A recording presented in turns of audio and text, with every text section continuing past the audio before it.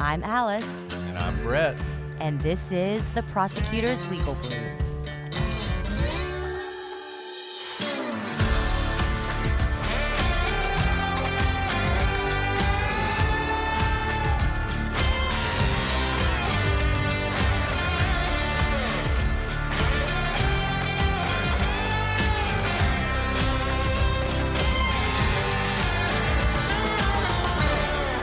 Welcome back to the Prosecutor's Legal Briefs. I'm your host, Alice, and I'm joined, as always, by my righteous co-host, Brett. Righteous. I love it. I love it, Alice. You had to reach for that one just a little bit. Just a little bit. But it works. It's all in the emphasis on the syllables. On the syllables, yeah. Well, people already know what we're talking about here. We are back for part two of what is birthright citizenship and what did the latest executive order do. So I think everyone could reach with me there on the righteous. I love it. I'm all about it. So, we really were teaser last time because we gave all of the lead up and we left no answer, which everyone's, I think, wondering. Can President Trump's executive order do what the mainstream thinks he's doing? And can it do what it actually says it's doing in the text of it? Because we covered last time those may be two different things. Yeah, and just to give you sort of a brief overview, we're looking at the 14th Amendment. We're looking at the limits of the 14th Amendment, what the federal government, in this case, through an executive order, can do, just in case you've forgotten or you haven't memorized the 14th Amendment for yourself. So the 14th Amendment says all persons born or naturalized in the United States and subject to the jurisdiction thereof are citizens of the United States and of the state wherein they reside. And as we talked about last time, the debate is about that language, subject to the jurisdiction thereof. Without that language, it would be pretty, I think, irrefutable that the mere fact of being born, sort of, as Alice talked about with Texas soil, over the sacred soil of the United States, automatically makes you a citizen. But there's been a lot of debate about that part. And the executive order itself essentially says that in order to have the benefit of birthright citizenship, one of your parents has to either be a citizen or a legal permanent resident. So if you're someone who is here illegally, then your children would not be citizens just by the fact of their birth in the United States. So we've been talking about whether or not you can do that under the 14th Amendment. And we said it would be really helpful if we had a case, Supreme Court case, to help guide us. Well, it turns out we do. United States versus Wong Kim Ark. In this case, it's from 1898. And it is all about the 14th Amendment, what it means, and how it applies in this circumstance. So I'll give you a little bit of background. So Wong Kim Ark was born in 1873 in San Francisco. His parents were Chinese and subjects of the Chinese emperor. So at the time, China still had an emperor and would have an emperor for another, 40 years, 50 years or so. They were, however, permanent residents of the United States at the time of Wong's birth. They were working there. There had been sort of a massive wave of immigration from Asia into the West Coast at the time. The West Coast was really booming. There were a lot of jobs, all the things you would expect. So a lot of people had moved in. He was born in San Francisco, and when he was about 17 years old, in 1890, his parents decided, we're going to go back to China. This was not unusual. People would come, they would make a lot of money, they would then go home back to sort of their home country, and that's where they would return. And you see that a lot, and frankly, you still see that with people who maybe will retire and then decide, hey, I'm going to go, to see my family, spend more time, whatever. So they decide they're going to do that. Now, Wong, he's not going to. He is going to stay in the United States, and he does that. And he decides at some point, though, he's working. At some point, he says, I want to visit my parents. So in like 1891 or something, he goes off to see his parents. He spends a week or so with them. He comes back. No big deal. Goes back to his job. Then a second time, he's like, miss my parents. Going to go see them again. This is a couple years later. He goes off. He spends a little time with his parents. He comes back just like before. But in the interim, the Congress had passed and the president had signed the Chinese Exclusion Act, which basically was meant to stop this flow of immigrants from Asia into the West Coast. So he shows up at the port of entry in San Francisco and he's denied entry. And he's like, I don't know what you're talking about. That act doesn't apply to U.S. citizens. I'm a U.S. citizen. And it sets up this entire fight about whether or not he was indeed a citizen. And remember, when we talk about the Supreme Court, they always have a question presented. That's the question they're answering. So they're not looking at any question out there that may touch the fact pattern here. So how did the Supreme Court phrase the question in this particular case, in Ark's case? It was whether a child born in the United States of parents of Chinese descent, who at the time of his birth are subjects of the Emperor of China, but have a permanent domicile and residence in the United States, and are there carrying on business and are not employed in any diplomatic or official capacity under the Emperor of China, becomes at the time of his birth a citizen of the United States by virtue of the first clause of the 14th Amendment of the Constitution, all persons born or naturalized in the United States and subject to the jurisdiction thereof are citizens of the United States and of the state wherein they reside.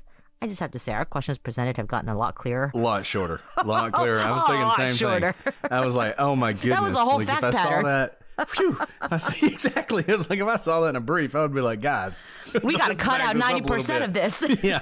I mean, I will say this, they lay it out for you exactly what they're going to figure. If you can follow that 10-sentence long sentence, they lay out exactly what all the different things are going to be that they're going to consider. And even quote the 14th Amendment. I think they probably could have left the quote of the 14th Amendment. They could have left the quote out. Basically, it's literally the fact pattern. It's if you're born of parents who were citizens of elsewhere, but they're not like ambassadors, right? They're not actually in the official capacity as a subject of the Chinese emperor, but they're permanent residents here and they have jobs here, meaning they intend to live and work there. Are you a citizen? Really the exact question that we have on point today, right? So if you followed that question, gold stars right there. So in answering this question, the Supreme Court noted what we're now grappling with. Nowhere does the Constitution actually tell us what a citizen is. There's no definition of what a citizen is. And so the Supreme Court did what it often does when interpreting the Constitution and what it's supposed to do. It looked to England. Yeah. And look, this case is fascinating. I mean, okay. So if you're my kind of person, you're going to think this is fascinating reading. You're all supposed to read it before we did this episode. But some of you might think it's boring, but it's just fine. That's fine. But if you're really into sort of constitutional law, you're really into how the Supreme Court interprets these clauses, I mean, this is a case to read. It goes on and on and on. And it is really detailed. We are definitely giving you the 30,000 foot view of this.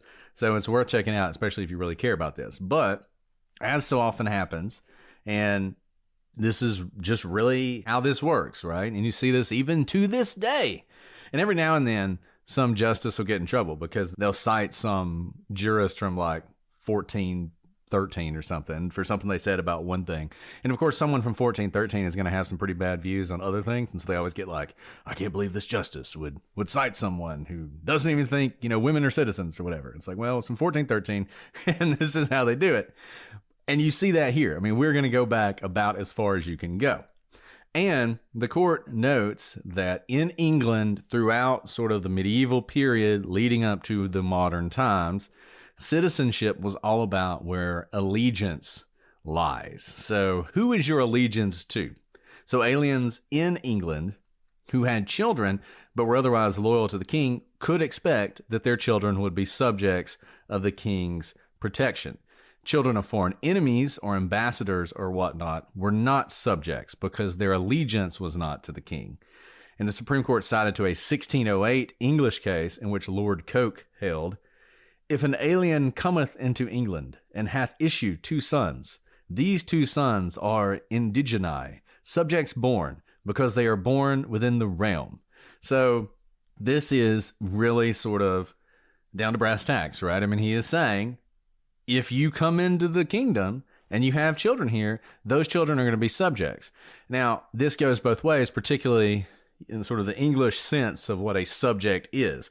Because you owe allegiance to the king, you can be forced to do all sorts of things that the king wants you to do, right? Like serve in his military, pay his taxes, all that kind of stuff. But that is sort of one of the first explanations of this whole idea. Then they go to Chancellor Kent, who was Chancellor, I think, of Columbia Law School, and who wrote an influential treatise on American law in the founding period. And this is what he wrote. Natives are all persons born within the jurisdiction and allegiance of the United States. This is the rule of the common law, without any regard or reference to the political condition or allegiance of their parents. Pretty interesting, right? Because, there's a lot more I'm going to read, but he's saying, look, the fact that you're born here, it's really about you. It's not so much about your parents. It's not really about their allegiances or their political condition, which you might consider to be something like their legal status in the United States. He goes on to explain that there is an exception. He says, with the exception of the children of ambassadors who are, in theory, born within the allegiance of the foreign power they represent. And this is also a long-standing idea in the law. If you go to the Chinese embassy, you are in China. Even if the Chinese embassy is sitting in Washington, D.C., you are in China, you are subject to Chinese authorities, and there's not a lot we can do about it. It's why, frankly, a lot of crimes are carried out in embassies and through embassies, particularly of enemy states. It's one reason embassies will sometimes get expelled from a country. I mean, there's a reason we don't have a North Korean embassy, right? And this makes sense that the ambassador is sort of the human embodiment of the state, of this foreign power. And so when they have children, even if those children aren't in the embassy, those children would not be citizens in maybe the same way as someone who's here just normally. So it goes on to say, and this is where it gets confusing. I mean, this is the thing about this. Everything about this, there will be times where you're like, okay, I got it, right? And then they make it more confusing. So it goes on to say, to create allegiance by birth, the party must be born not only within the territory, but within the allegiance of the government. And so this starts getting into this whole notion of like warfare and invasions and that kind of thing. If a portion of the country be taken and held by conquest and war, the conqueror acquires the rights of the conquered as to its dominion and government, and children born in the armies of a state while abroad and occupying a foreign country are deemed to be born in the allegiance of the sovereign to whom the army belongs. It is equally the doctrine of the English common law that during such hostile occupation of a territory, and the parents be adhering to the enemy as subjects de facto, their children, born under such a temporary dominion, are not born under the allegiance of the conquered, which is, I don't know. This whole part is very strange to me because essentially, I guess what it's saying is if part of the country is conquered and you're living in that part of the country, then theoretically you are now under the conquering power. So your children are not citizens now of the former power. So I guess if then you reconquered that territory, I'm not sure what happens there. That seems kind of unfair to me, frankly. But nevertheless, this is the kind of thing they're grappling with when they're talking about what all this means. I'm very confused. I'm not going to lie. I think I know what they're saying, and then it's like, skrr. But yeah, there's a lot of all of the allegiance going on. Yeah. And you know, the reason there's all of this like swerving and taking into account different tangential it's like choose your own adventure of what could happen politically to the government, right? Is the whole purpose of what defines citizenship is because we are more than just people who live geographically close together. Right? Citizenship is supposed to convey something more than just physical embodiment within a space. It is a culture. It is governance by agreeing to it, right? We all agree to drive on the right side of the road because that's what we've agreed to. But like if you decided to drive on the left side of the road, terror and, you know, chaos would ensue. But like, no one is forcing your hands to drive on the right side of the road, right? That's a very simple explanation of like one type of culture. But that's why there are all these discussions of citizenship, because it is quite literally an existential question for an entire nation. And look, a lot of what they're doing, and we're only using a few of the examples, is they're really trying to flesh out what the history and tradition of this is, because, and you have a lot of debates, and we've had a couple episodes on how you interpret things, sort of what method you use to interpret things, right? And the Constitution and statutes and everything else. And one way you could do it is just sort of, well, you know, I feel this way, so I'm going to vote. It's almost like a voting type thing. So I'm going to vote with that side because, yeah, I like what they're saying. I like what they're selling. I'm going to go with them, right? But traditionally, that's not how courts do it. It's very much sort of we have this long history, this continuous history, and this was always the way the United States saw it, was that when we started, it wasn't like the French Revolution. So in the French Revolution, when the revolutionaries took over, they started over, right? They changed the number of hours in the day. They changed the number of days in the week. They had a new year they were starting in. I mean, everything was supposed to be new. They changed the names of the calendar. You had like the month of Thermidor or whatever, right? But that wasn't the way the United States did it. The United States was very much, we are a new nation, we are a new country, but we are incorporating this entire history, going back to the dawn of time, to at least 1066 with the English common law. So the court, in interpreting this relatively recent constitutional provision, one that was only about 30 years old at the time they're talking about what it means, are going back 1,000 years to sort of build this history of what people meant and what people thought when they were talking about citizenship and what it means. And in fact, they go on to note something that we pointed out at the beginning, that at that time, going forward to now, the trend in Europe had actually been away from birthright citizenship to this jus sanguinis, right? That was where the law was going. But the court's like, that doesn't really matter for our purposes, because all of that has been happening after the revolution, after the Constitution was adopted.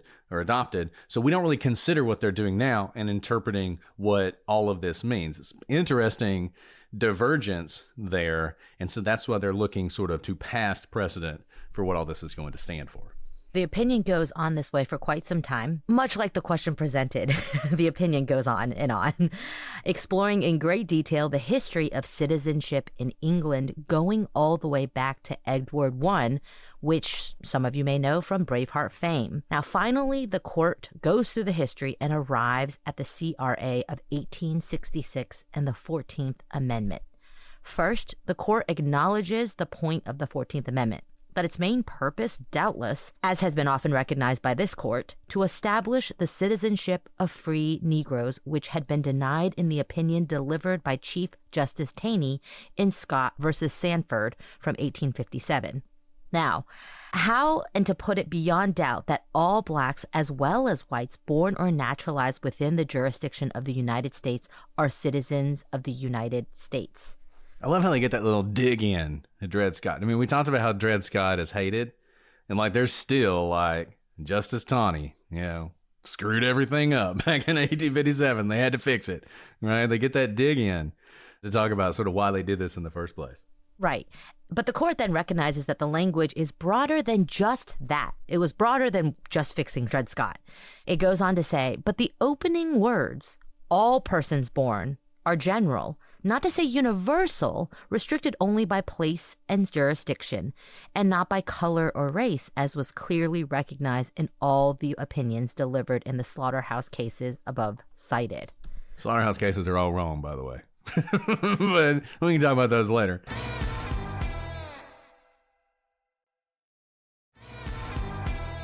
This is really interesting, too, because they're rejecting. Remember, back when you guys should go back and listen to our interpretation, statutory interpretation, whatever we call it. We have an episode on Legal Briefs about interpretation, and we went through sort of the different ways you can interpret things. And one of them is purposivism, I think is what we said, how we termed it, which is, what is the purpose? That's how we're going to interpret it. What was the purpose, right? And the Supreme Court is saying here, look, we can recognize the purpose, but we're rejecting that interpretation. So the fact that the purpose, the driving force behind this was to ensure that Dred Scott is overturned, that freed slaves are citizens, and they always will be citizens. The fact that that's the purpose, that's something to think about, but it doesn't tell us everything. And you will see this error even today in the discussions of this. You will see people make the argument in support of the executive order that the 14th Amendment, that the intention was to overturn Dred Scott and to ensure the citizenship of freed slaves, and therefore it doesn't apply in this circumstance, so the executive order is constitutional. That is a mistake, in my view. That is a mistake, and I think the Supreme Court has the better argument here. And one way they support it, and I think you'll feel the force of this, the 13th Amendment. The 13th Amendment, the purpose of the 13th Amendment was to end chattel slavery in the South, to end the enslavement of black people in the South forever, right? That was the purpose. That was why it was passed. It was right after the Civil War. But as the Supreme Court says in this opinion, no one thinks that if you said, well, guess we lost that workforce. Let's enslave the Chinese, or let's enslave people from India or other races who are coming over. Well, we can do that because the purpose of the 13th Amendment was about a different kind of slavery. No. The way the 13th Amendment is written makes clear that all slavery is abolished. So you couldn't do it that way. And they say the same thing about the 14th Amendment. Just because the intention was narrow doesn't mean that the amendment is narrow, and the language used by Congress was much broader than that. And we have to respect the language. And frankly, I think they're right there in that approach. I think that's beyond question. I think people who are making the purpose-based argument, I think, are missing the boat. Okay, so now the court moves on to subject to the jurisdiction thereof and what that means. Now, the court notes first that this clause has only been interpreted up to this point in reference to American Indians. First, the court explains, as we did in earlier discussion, that jurisdiction means more than just being a person in the United States. And they say the language means, quote, not merely subject in some respect or degree to the jurisdiction of the United States, but completely subject to their political jurisdiction and owing them direct and immediate allegiance. And you see how they're tying back into that allegiance argument from before. And if you're following this and you're trying to figure out what all this means and which way the court's going to go, you're probably swinging back and forth, because there'll be times where it seems like, oh, the court is clearly going to say that some holding that means this executive order is out, right? Or the court is clearly going to say this executive order is good. And you see them sort of swing back and forth as you're working through their argument, and as they are tying together things from both recent American history and also sort of this ancient history. So they're talking about this allegiance thing. But I do think they're right, and we talked about this before. The 14th Amendment would be redundant if subject to the jurisdiction thereof just means in the country. It has to mean more than that. Now, maybe it only means, so not diplomats, not the children of diplomats, right? Or not the children of American Indians until 1924, right? Maybe that's only what it means, but that's what they're trying to figure out. And they then go on to explain in sort of broader terms what this means. And so I'll read you this quote. The real object of the 14th Amendment of the Constitution in qualifying the words, all persons born in the United States, by the addition, and subject to the jurisdiction thereof, would appear to have been to exclude, by the fewest and fittest words, besides children of members of the Indian tribes, standing in a peculiar relation to the national government, unknown to the common law, the two classes of cases. So basically, they're trying to exclude, but then they're like putting aside American Indians, right? Putting aside those. The two classes of cases: children born of alien enemies in hostile occupation, and children of diplomatic representatives of a foreign state, both of which, as has already been shown by the law of England and by our own law, from the time of the first settlement of the English colonies in America, and had been recognized exceptions to the fundamental rule of citizenship by birth within the country. So those are the two exclusions, as the Supreme Court sees it, to the 14th Amendment's whoever's born in the United States clause. So this roller coaster ride leads to the holding.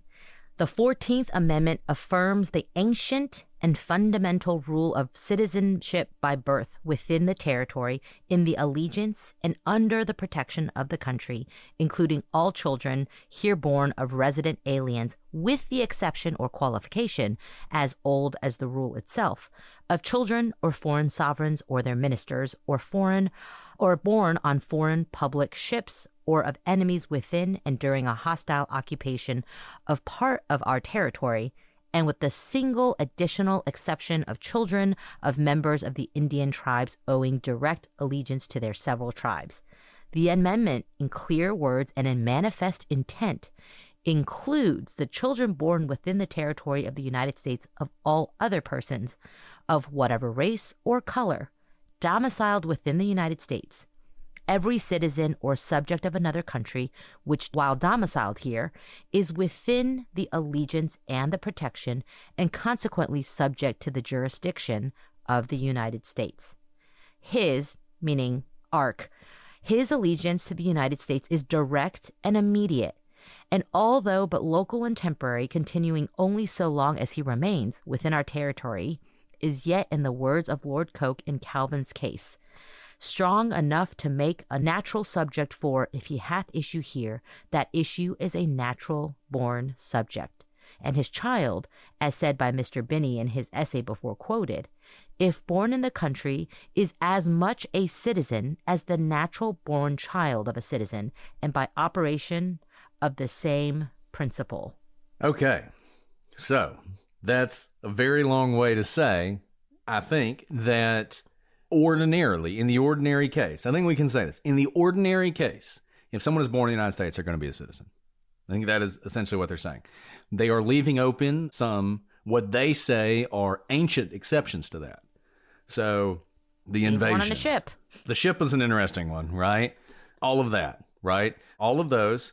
And then as part of sort of the nation's long-going struggle with how exactly to deal with the sovereignty of Indian tribes, they're excluded as well. And then that took an act of Congress, as we said, in 1924, which is probably a pretty interesting subject to do as well. They're pushing them out. They're pushing out anyone who is the child of a diplomat. They're pushing out anyone who is born here during some sort of invasion, and they're pushing out anyone who's on a ship.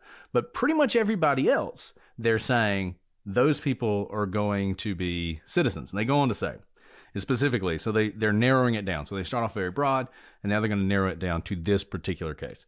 Chinese persons born out of the United States, remaining subjects of the Emperor of China, and not having become citizens of the United States, are entitled to the protection of and owe allegiance to the United States, so long as they are permitted by the United States to reside here and are, quote, subject to the jurisdiction thereof in the same sense as all other aliens residing in the United States. So that means Wong Kim Ark has won his case. He is a citizen. He is allowed to live in the United States. That is how that wraps up. And that is pretty much the Supreme Court's definitive take on the 14th Amendment and the Citizenship Clause that we have up till this point. So what does this mean for this case? Well, Wong provides powerful arguments for the opponents of the executive order, right? You've heard a lot of the reasoning, and you can see how the reasoning there could be used to attack the executive order on birthright citizenship. The opponents will rely on this case heavily in arguing that the order is unconstitutional. But there is some wiggle room even giving Wong's case. First, Wong's parents were what we'd consider today as permanent residents at the time of birth. Remember, in the first episode, we read the executive order, and under the executive order's text, it would seem that Wong would still be a citizen because his parents were permanent legal residents at the time of his birth. Furthermore, the Supreme Court in Wong Kim Ark itself created a caveat, even if it didn't really intend to do so, in holding when it says that the children of people, quote, permitted by the United States to reside here. The question that will be roundly debated in the courts is, does this portion of the holding exclude people who are here illegally and are thus not actually permitted to reside in the United States? You can see how that can be easily argued, even if they had just thrown that in there, right, in their reasoning. They may not have been thinking about the words, but the words are permitted by the United States to reside here. So are and that's these where we've talked about dicta before, and what is dicta? This is actually a pretty important question. Is that dicta? Because it makes for a stronger argument about why Wong Kim Ark is a citizen, right? But is it part of the holding? Is it he's a citizen because his parents are permanently allowed to reside here by the government? Is that the holding, or is that just dicta? Is it just sort of the Supreme Court saying, look, he would have been a citizen anyway, but hey, his parents were allowed to be here. So, it's even more clear that he's a citizen, right? Like that kind of argument. If you think it's part of the holding, then you would say, look, if you can't show that you are allowed to be here, you can't take advantage of this opinion. If it's dicta, then it's interesting, but not binding if it's dicta. Right. So if people who are here today, not permitted by the United States to reside here, is this class of people more like the aliens present in England under Edward I, or are they more like the subjects of an invading army as described by the Supreme Court? Those are the questions that must be grappled with. And depending on which category of people they fall under, it will determine basically which side wins. And I think it's been interesting if you've listened to the administration, and I don't know if they're doing this on purpose or not, or if this is just random, but you've heard a lot of reference to an invasion, right? Like they have used that language in a lot of their sort of press conferences and that kind of thing. And when they say that, is that just rhetorical flourish? Or is somebody actually thinking, someone read hey, Wong Kim Ark. Hey, yeah, if this is an invasion, then it's different. Now, obviously, it's not a military invasion, and clearly the Supreme Court is talking about sort of an armed invasion of particular territory. I mean, consider this has happened, right? So during World War II, several of our territories were occupied by the Japanese. Right, so I think Guam was occupied by the Japanese. Part of Alaska was occupied by the Japanese. Several of the islands in the Pacific. So that would be a circumstance where if that occupying army, if children were born on those islands to the occupying army, they would not be citizens. I think that's sort of where this would come in. But just because you call it an invasion doesn't mean it is. So now the part where we tell you, number one, what we think is going to happen, and number two, well, actually, I'm going to tell you what I think the law is first. I'm going to give you my opinion on this, and then we'll talk about what we think the Supreme Court will do. And I hope the Supreme Court takes it, because this presumably, I believe it was a Washington judge, so to go to the Ninth Circuit. The Ninth Circuit used to be pretty much liberal leaning. You would expect if it goes to the Ninth Circuit, they would rule with the judge. That has changed a lot, so we'll just have to see what panel gets it. But I don't think it matters, because however they rule, I would expect that the Supreme Court will be asked to consider it and whether or not they want to take this up. And we'll see if they do. So here are my thoughts on this. So I think it is a little bit more complicated than even what we've talked about. I don't think the president can do this. I don't think the president can, through an executive order, decide this for a couple reasons. Number one, what does the executive order do? Like, executive orders are way overused. They've been way overused by presidents of both parties. What does the executive order actually do? It says to the executive, don't give paperwork to people in this situation. That doesn't change whether or not they're a citizen, right? Number one. Like, whether you give them the document or not, it doesn't actually change that. Does it set up a court case? Yes, but it doesn't actually change that. Number two, it is so ephemeral. Like, the next president, if the next president disagrees, can change that with the stroke of a pen. And when you're talking about citizenship, it seems a little strange for the president to be able to do that through an executive order, which just directs his administration how to act. I think this is supported by a couple other things in the Constitution that we did not discuss. The first is Article 1 of the Constitution, which Article 1 is the portion of the Constitution which governs Congress and what powers are given to Congress. One of them is to establish a uniform rule of naturalization. So that is a power for Congress. Now, Congress does that through legislation, which is then signed by the president. The president still has a role, but it is chiefly the role of Congress. Moreover, the 14th Amendment itself, in Section 5 of the 14th Amendment, says, the Congress shall have power to enforce by appropriate legislation the provisions of this article. Do I think you could define birthright citizenship the way the executive order does? Yes, I do. I think based on this opinion, based on the history, you could say, and maybe you even split the baby, it's probably a bad way to put it, but a little bit thinner, because think of the birth tourism we talked about. Compare birth tourism to, what has been called anchor babies, right? Compare those two. One, you have people who literally come here subject to another country with no intention of being subject to this country at all or owing any allegiance to it, who come here solely for the purpose of having a child, then they leave and go back, right? That is the very weakest argument for citizenship. On the other side, you have people who come here, who want to be here, who want to stay here, who have children. They're not here legally, but they have every intention of remaining. That's a little bit closer case.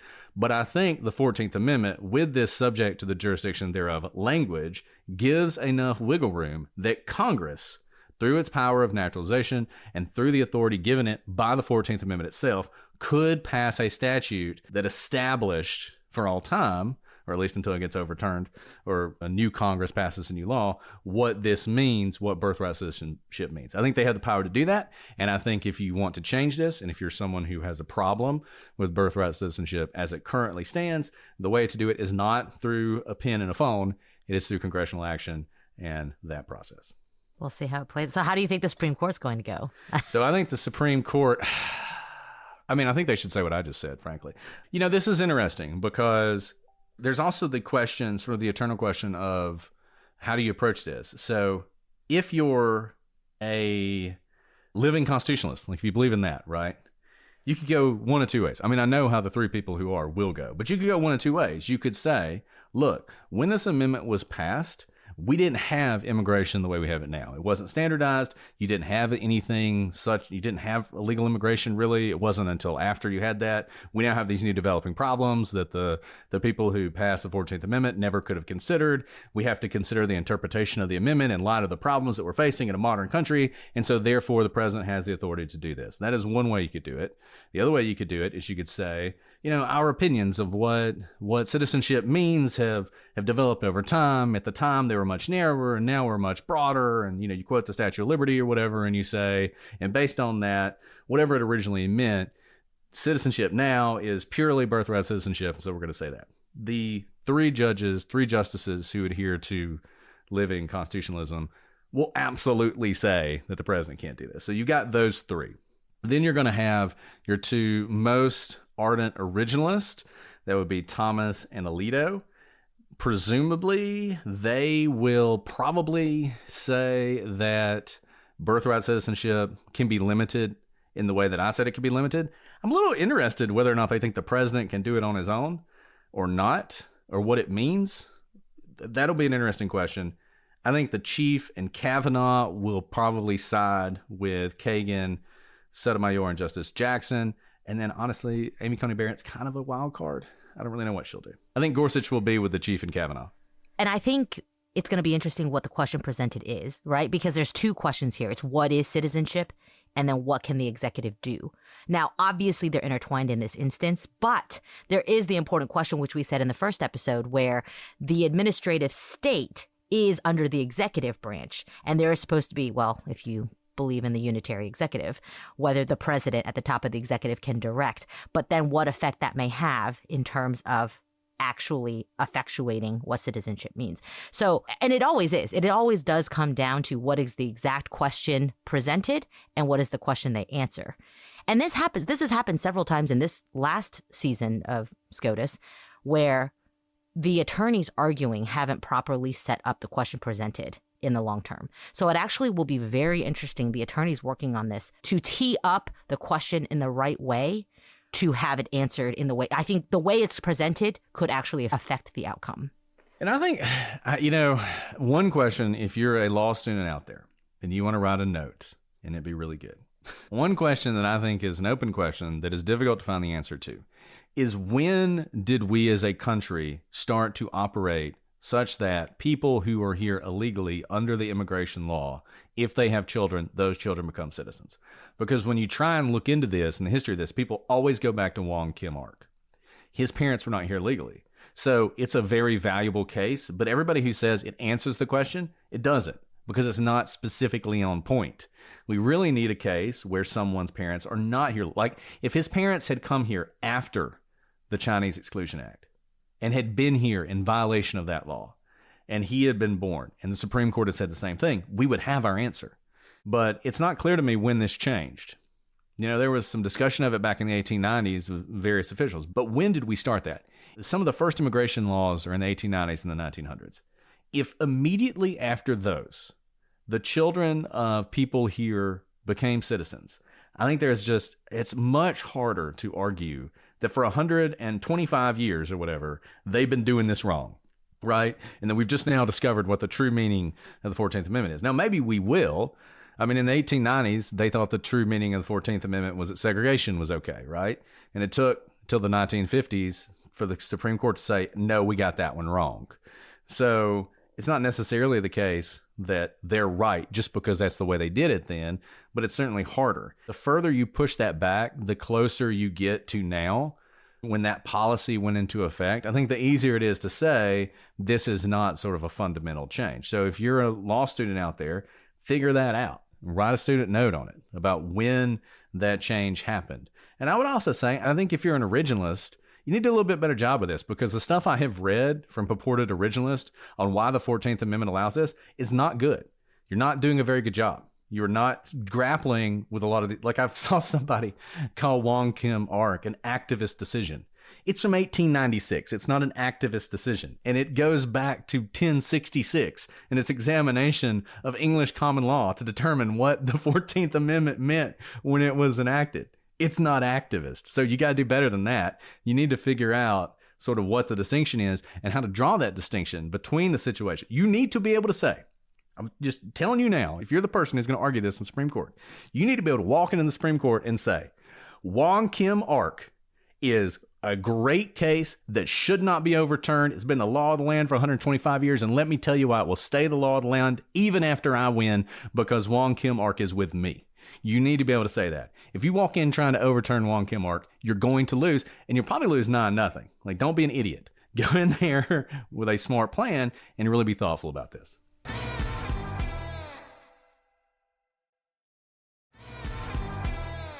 This will not be the last time I think we discuss this. I feel like this season of SCOTUS, it's going to be a lot of, here's what's happened. SCOTUS is going to take it at some point, and then later this year, we're going to be following up with probably a lot of the court cases that will ensue here. And look, when this is argued, if it's argued, and I hope it will be argued, we will absolutely give you an episode on the arguments and how it's argued and what they say. And then we'll tell you what's going to happen. Right. Well, there you have it. No more questions, I'm sure. I'm just kidding. I know this was a mental roller coaster.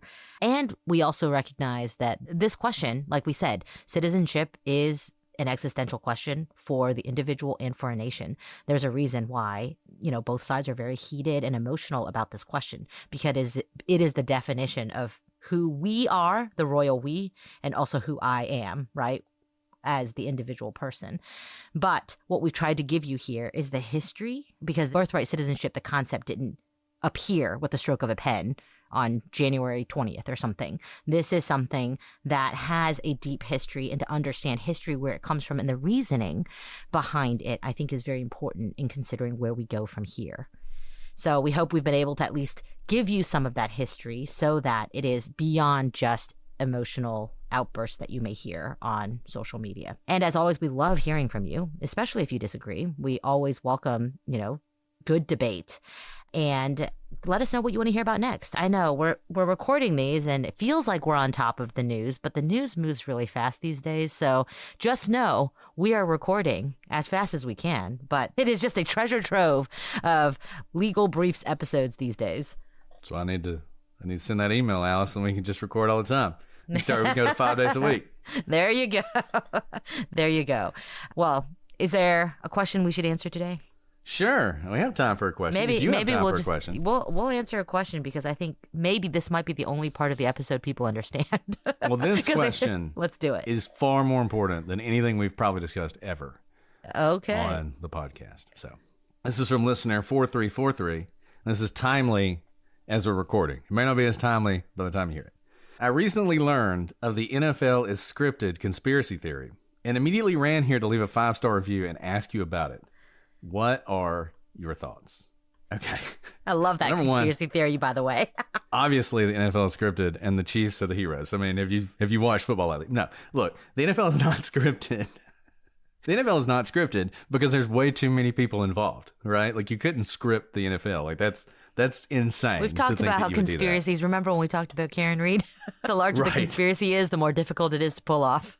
And then, you got, yeah, exactly. And you would have to imagine, Drew Bledsoe, it was just in the script. He was going to get hurt. So Tom Brady, it was like a soap opera. So he could, fill in and take off, right? And we'll never see him again. That is ridiculous. Now, I'm not so sure about the NFL referees these days, because it is certainly the case that there is a certain team from Kansas City who seemingly gets all the most important calls. I don't think the refs get together and are like, okay, how much money did you put on the Chiefs today? We need to make sure that we win this, right? But I think they're waiting for a wink from Taylor Swift or something. They may be. Maybe they're trying to get tickets to Taylor Swift. I feel like it gets in refs' brains, and they do one of two things. And I've seen this as an Alabama fan. So Alabama, in our heyday, before we became terrible and became a basketball school, we would have like the greatest defensive lines in history. Like if you look at the defensive lines in the NFL, their best players are all from Alabama. We'd have these amazing defensive lines. And we would go an entire season without a single holding call on the defensive line. And you can't tell me when we're playing Western Tennessee State that those guys aren't holding these future NFL top 10 picks. They absolutely are. But I think, especially SEC refs because they're terrible, I think they're thinking, we're not going to throw a flag here because it's sort of imbalanced, right? We're not going to do that. We're not going to help the good team. So, sorry, you're just going to have to deal with that, right? I think that's one way people react. The other way is sort of the Michael Jordan effect, which has been sort of discussed a lot, which is the stars get all the calls. And in the NBA, this has been a long-standing complaint that the refs just don't call fouls on the stars. So people like LeBron, people like Michael Jordan, they can get away with anything.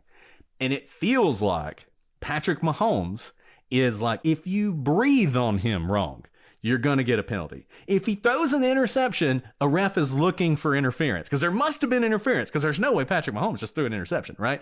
Like it just feels like that is always happening. And I realize this could be confirmation bias because you're certainly looking for it. But in every single game, there are just these critical calls that they absolutely get wrong. Like nobody disagrees with it, right? Everybody's like, yeah, he got the first down. The ref's like, sorry, there's not enough evidence to overturn it. It's like, what are you talking about? It's right there with the ball, right? Like, so is it a conspiracy? Is it scripted? No. Has it gotten a little weird with the Chiefs? Absolutely. So as much as I would love it to be a conspiracy, this is the type of conspiracy I'm down for, right? Like this I like a lot. But I think it's along the lines of confirmation bias, and even more so than that. We know that, let's talk about the Chiefs specifically. I'm not just talking about Taylor Swift. I'm talking about what Brittany Mahomes has outpaced Joe Rogan in terms of her podcast, right? I mean, we now have accesses to people who, when people feel like they know someone, you tend to just look towards that direction. Like, I know who Patrick Mahomes is. I hear his wife on the podcast all the time. My wife listens to it all the time. Oh, no, it is his wife. Yeah, Brittany Mahomes. No, it's Patrick's wife who just had the fourth baby. Yeah. No, she has a podcast. Are you talking about her or are you talking about Kelsey's? Kelsey, I'm talking about Kelsey. Sorry. But just the same thing, though, because he's now part of the Chiefs. He used to be the Eagles, but now he's part of the Chiefs. Yeah. Sorry, I got that mixed up, but we have Brittany on the sidelines. Every newspaper is talking about her, what they're wearing, who they're hugging. Now they're best friends. Is she friends with Taylor? Are they having a fight? Right. Are they hugging each other? Why are they nervous? But I think this human aspect of it, right, which everyone is always interested in their celebrities, whatever it is. They feel like they know him. But in the current coverage of the NFL, which is much more like the human side rather than like the stats, there's just so much more coverage of their family life and this and that. And when you feel like you know someone, I think naturally there's a bias, right? There's a lens in which you view the game. It's like watching your own son play as opposed to some complete random kid on the field, even though you don't actually know them. So I do think there's this level of familiarity when the coverage, like news, podcasts, Us Weekly, they all focus on one team. You're going to feel like you know them when you don't know them at all.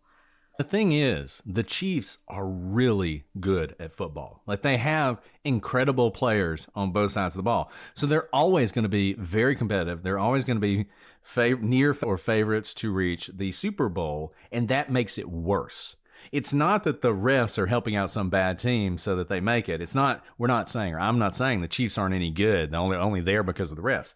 What I'm saying is when you're that good, if you're getting a couple calls here or there that are critical, it's going to be hard for you to lose. And if you look at this season, the Chiefs have not been as dominant as they've been in the past, but they've only lost one game. And they've had all of these really close games that came down to one possession. We've seen so many of those, and they always win them. And one of the reasons they always win them is because there will be a call towards the end of the game that is critical, that could go either way, or frankly should definitely go against them, and it always goes their way.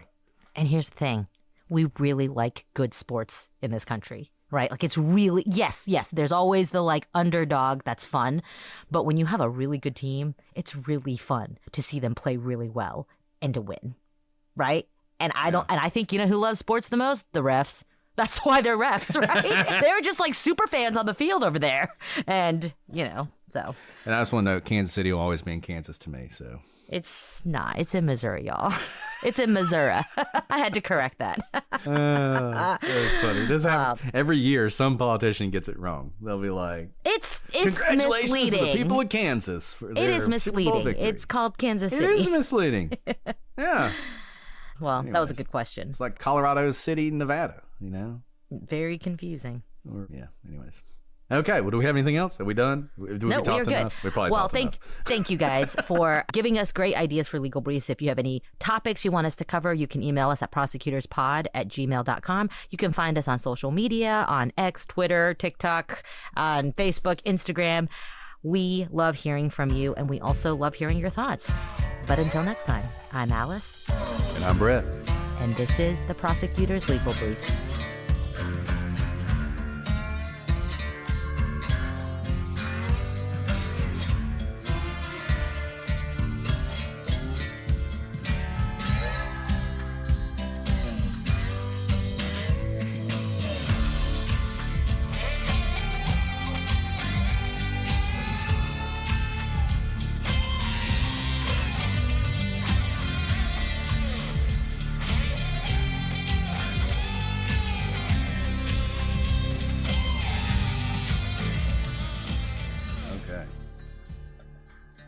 Okay. I'm gonna go live. All right, go live. Doing it live. Just checking my volumes. Doing it live. Going live. Going live. Oh my, what have you on tonight? I'm sorry you don't like me. What? You Attack me all the time. Just This because I'm is- happy to see you. this I is have a to be on tactic. something. I can't just be high on life, high on Alice. Huh? Okay, oh my. Coming in hot today. Coming in hot. Okay, I had to think of another descriptor that's not what I used last time.